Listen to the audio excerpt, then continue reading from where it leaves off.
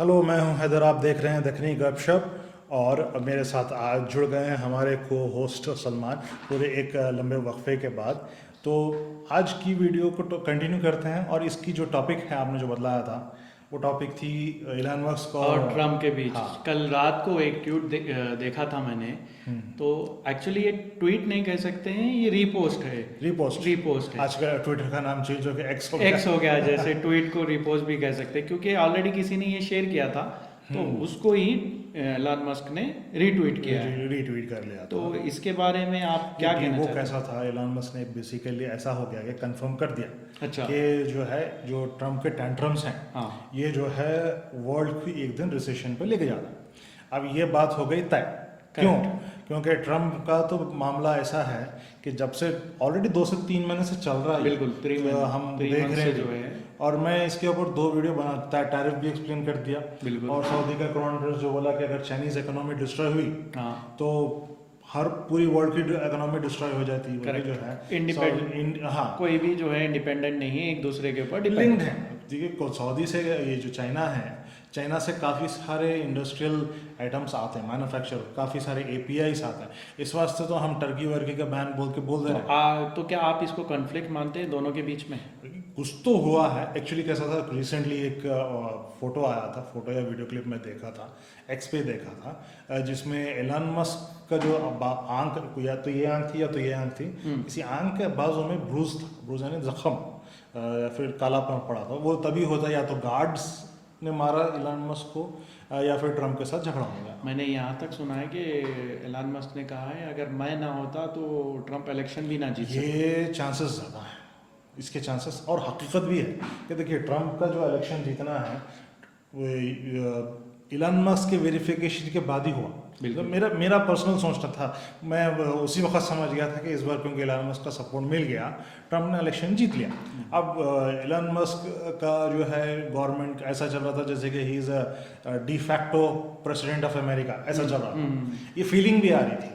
तो अब आपको क्या लगता है, ये कॉन्फ्लिक्ट कहाँ तक जाएगा, या दोनों रिजॉल्व कर लेंगे? कॉन्फ्लिक्ट का शेयर कल रात में जो यूएस की मार्केट है, उसमें टेस्ला के जो शेयर्स गिरे हैं, अच्छा। धड़ल धड़ल। अभी तो आज की मार्केट का तो मैं देखा नहीं, लेकिन कल की मार्केट में जो शेयर्स टंबल हुए हैं, कल या परसों की मार्केट में हुआ था टंबल, बहुत बुरी तरह से शेयर्स जो हैं टंबल हुए हैं। और ये टंबल होने के बाद में ऐसा लगता है जैसे कि दोनों के बीच में, इसलिए ना जो बिजनेसमैन होते हैं ना, लोगों को पॉलिटिक्स में नहीं जुड़ना चाहिए। इसलिए नहीं जुड़ना चाहिए, इनको अपनी तरफ से गवर्नमेंट, फ़ायदे तो इन लोगों के लिए बहुत हैं, लेकिन जो जिस तरह से टेस्ला के शेयर्स टंबल हुए हैं, ये आम पब्लिक के लिए नुकसान है। अब आपको क्या लगता है कि दोनों के कॉन्फ्लिक्ट की वजह से यूएस की इकोनॉमी नहीं, और अब वर्ल्ड तो की मैं इकोनॉमी जहाँ को तक फायदा होगा या नुकसान होगा? फायदे का नहीं है मसला। अब ट्रम्प का, ये एलन मस्क का ये बोलना है कि ट्रम्प को इम्पीच कर दिया जाए, यहाँ तक कि मैं सुना। अच्छा। अब इससे ज़्यादा, अब ये हकीकत है नहीं है, वेरीफाई करना है, और वेरीफाई नहीं हुआ, लेकिन ट्रम्प को इम्पीच करने की बात तो यहाँ पे चल रही थी। अच्छा। ये तो पहले भी चली थी, और यहाँ तक कि पहले इम्पीचमेंट का मोशन भी गया था।